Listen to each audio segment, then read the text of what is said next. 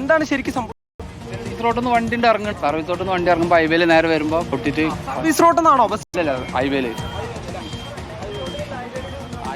ഹൈവേയിലൂടെ വന്ന വണ്ടി ബ്രേക്ക് ചവിട്ടി വണ്ടി കിട്ടിയില്ല. അതിലുകൊണ്ട് ആ സമയത്ത് മഴ ഉണ്ടായിരുന്നു. മഴയുള്ള സമയത്തായിരുന്നു ബ്രേക്ക് ചവിട്ടി കിട്ടിയില്ല. അതുകൊണ്ട് വന്നു. അതിൽ ഈ ഭിത്തിയിൽ തട്ടിയിട്ട് നേരെ ഇതായിരുന്നു ഇതിൻ്റെ മുകളിൽ. അപകടം നടക്കും. സ്ഥിരം അപകടം. കഴിഞ്ഞ ആഴ്ച തന്നെ ഇവിടെ 10ഓളം വണ്ടി തട്ടിയിരുന്ന സംഭവം. ഇവിടെ ഒരു ബസ്സും 5-8 കാറുകളും തമ്മിൽ ഇടിച്ച സ്ഥലമാണ്.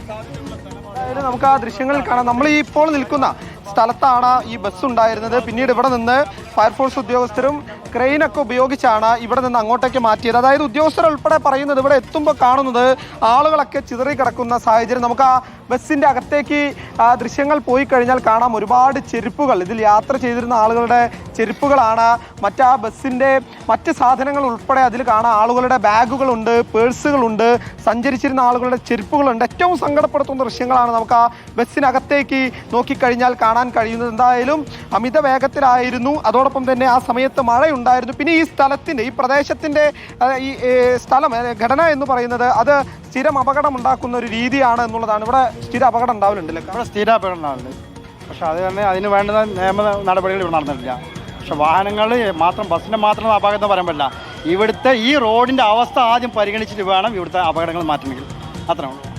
റോഡിന്റെ ഘടന തെറ്റാണ്. ഇവിടെ തീർച്ചയായിട്ടും തെറ്റാണ്. അതാണ് ആദ്യം മാറ്റം വരുത്തേണ്ടത്. അത് ഇന്ന് ശരിക്കും എന്താ സംഭവിച്ചത്? ഞാൻ വന്നു. ഓക്കെ, എന്തായാലും ഈ ആളുകളൊക്കെ ആയിരുന്നു ഇവിടെ കൂടുതൽ സമയം ഉണ്ടായിരുന്നത്. അവരിവിടെ നിന്ന് രക്ഷാപ്രവർത്തനം നടത്തിയ ആളുകളെ ഇവിടെ നിന്ന് മാറ്റുന്ന സാഹചര്യമാണ് ഉണ്ടായിട്ടുള്ളത്. ഈ നിങ്ങൾ വരുമ്പോഴേ ഇതിന് ആളുകളൊക്കെ ഇതിനുള്ളിൽ കുടുങ്ങി കിടക്കായിരുന്നു. ആൾക്കാർ ഫയർഫോഴ്സ് വന്നിട്ട് എടുത്താണ്. ആൾക്കാർ ആശുപത്രിയിലാണ് കൊണ്ടുപോയിട്ടുള്ളത്. അതറിയില്ല, നമ്മൾ പോയിട്ടില്ല. ഫസ്റ്റിൽ കൊണ്ടുപോയി ഇവിടെ ഗവൺമെൻറ് ഹോസ്പിറ്റലിൽ അവിടേക്ക് പോകുള്ളൂ. അവിടുന്ന് വേറെ എവിടെയും പോകും. എന്താണ് കാരണമായിട്ട് നിങ്ങൾക്ക് തോന്നുന്നു? അതന്നെ, ഹൈവേയിൽ വണ്ടി വന്ന് അപ്പം മഴ ഉണ്ട്. അപ്പോൾ ഈ സർവീസ് റോഡിൽ നിന്ന് വണ്ടി കയറ്റുന്ന ബസ് ചവിട്ടിട്ടുണ്ടാവും, അതിൽ പോയിട്ടുണ്ടാവും. സർവീസ് റോഡിൽ നിന്ന് വണ്ടി വരുന്നത് കാണുമ്പോൾ അല്ലേ? കാണുമ്പോൾ അതാണ് ഇവിടെ സംഭവിക്കുന്നത്. സർവീസ് റോഡിൽ നിന്ന് നേരെ കയറിയാണ് ഇവിടെ ചെയ്യുക. ഹൈവേയിൽ നേരെ വരുന്നവരും അടുത്ത് ഈ ക്യാപ്പിലാണ് കിടക്കുന്നത് വണ്ടി. ഈ റോഡിൻ്റെ ഒരു ഘടന നമുക്ക് കണ്ടാൽ മനസ്സിലാവും. അതായത് ഇത് ദേശീയ പാതയാണ്. അതായത് വൺ സൈഡ് ഏകദേശം 3 വരി പാതയുണ്ട്. അതോടൊപ്പം അപ്രോച്ച് റോഡുണ്ട്. പക്ഷേ ഈ അപ്രോച്ച് റോഡ് ഇതിലേക്ക്, അതായത് ഈ അപ്രോച്ച് റോഡിൽ നിന്ന് വരുന്ന വാഹനങ്ങൾ ദേശീയപാതയിലേക്ക് കയറുന്ന ഭാഗം അത് ഈ അപകടം നടന്നതിന് തൊട്ടടുത്താണ്. ഒരു പക്ഷേ അതിലൂടെ, ഈ അപ്രോച്ച് റോഡിലൂടെ വാഹനങ്ങൾ ദേശീയപാതയിലേക്ക് വരുന്ന സമയത്ത് ഈ ബസ് പെട്ടെന്ന് ബ്രേക്ക് ഇട്ടതാവാം. അങ്ങനെ ബ്രേക്ക് ഇട്ട സമയത്താവാം ഒരു പക്ഷേ ഈ ഡിവൈഡറിൽ ഇടിച്ചുകൊണ്ട് നിയന്ത്രണം നഷ്ടമായി ബസ് മറിയുന്ന സാഹചര്യം ഉണ്ടായിട്ടുള്ളത് എന്നാണ് നമുക്ക് പറയേണ്ടത്. പ്രധാനമായി ബസ് ഇടിച്ച സ്ഥലമാണ് ഇത്. നമ്മൾ ഈ കാണുന്ന ഭയങ്കര ഡേഞ്ചറാണ് ഇത്. എപ്പോൾ നോക്കിയാലും അവിടുന്ന് വണ്ടി സ്പീഡിൽ വന്നാൽ പെട്ടെന്ന് തിരിച്ചാൽ കിട്ടില്ല. ഇവിടെ ഒരു ഡിവൈഡ്, അവിടെ ഒരു ഡിവൈഡ്, എപ്പോഴും സംഭവിക്കണം. അത് അപകടം സ്ഥിരം സംഭവിക്കുന്നതാണ്. അപകടം സ്ഥിരം സംഭവിക്കുന്നതാണ്. സ്ഥിരമായിട്ട് അപകടം സംഭവിക്കുന്നുണ്ട്. ഇതിൻ്റെ മുന്നേ ഒരു കാറ് ഒരാഴ്ചയായി കിടക്കണേ. വേറെ കാറുമായിട്ട് ബന്ധപ്പെട്ട് ഒരു ബന്ധമുണ്ടില്ല. ഇത് ഓവർ സ്പീഡാണ്. അവിടെ തട്ടിയുണ്ട്. ആ സൈഡാണ്, ആ സൈഡ് വന്ന് ഇവിടെ വണ്ടി മറിഞ്ഞിട്ടാണ് ചേസ് വേറെയാണ് കിടക്കുന്നത്. അവിടെ തട്ടിയിട്ടുണ്ടല്ലേ? ഫസ്റ്റ് ട്രാക്കിലാണ് വണ്ടി വരുന്നത്. അവിടെ തട്ടി ട്രാക്കിൽ വന്നിട്ടാണ് വണ്ടി ഇവിടെ എത്തി മറിഞ്ഞതാണ്. അങ്ങനെയാണ് സംഭവിച്ചിരിക്കുന്നത്. എന്തായാലും ഈ സംഭവിച്ചത് എന്താണ് എന്നുള്ള കാര്യത്തിലൊക്കെ കൂടുതൽ വ്യക്തത വരേണ്ടതുണ്ട്. എന്താ ഇക്ക പറഞ്ഞോളൂ. ഓക്കെ, എന്തായാലും ഈ ആശങ്കപ്പെടുത്തുന്ന സാഹചര്യമാണ് ഉണ്ടായിട്ടുള്ളത് എന്നുള്ളതാണ്. നമുക്ക് ആ ബസ്സിൻ്റെ അകത്തേക്ക്, അതിനടുത്തേക്ക് പോയി കഴിഞ്ഞാൽ എന്തൊക്കെയാണ് എന്നുള്ളത് ഇപ്പോൾ ഇതാ ഉദ്യോഗസ്ഥർ ഉൾപ്പെടെ ഇവിടെ എത്തി ബസ്സിൻ്റെ അകവും മറ്റും കഴിയുന്നത്. എന്തായാലും ഇത് ശരിക്കും സംഭവിച്ചിട്ടുണ്ട്.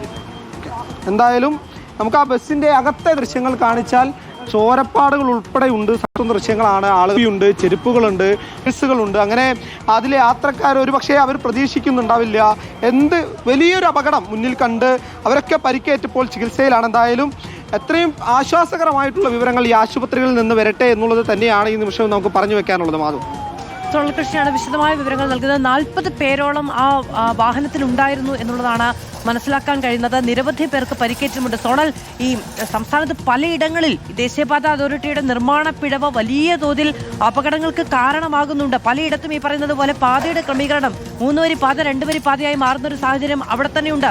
സർവീസ് റോഡിൽ നിന്ന് നേരിട്ടുള്ള ഈ പറയുന്ന എൻട്രിയാണ് ഉണ്ടാകുന്നത്. പെട്ടെന്ന് തിരിഞ്ഞു വരുന്നു. അത് നിയന്ത്രിക്കാൻ കഴിയുന്ന സാഹചര്യമല്ല. മഴ കൂടി, കാലാവസ്ഥയുടെ സാഹചര്യം കൂടി അപകടത്തിന് കാരണമായിട്ടുമുണ്ട്.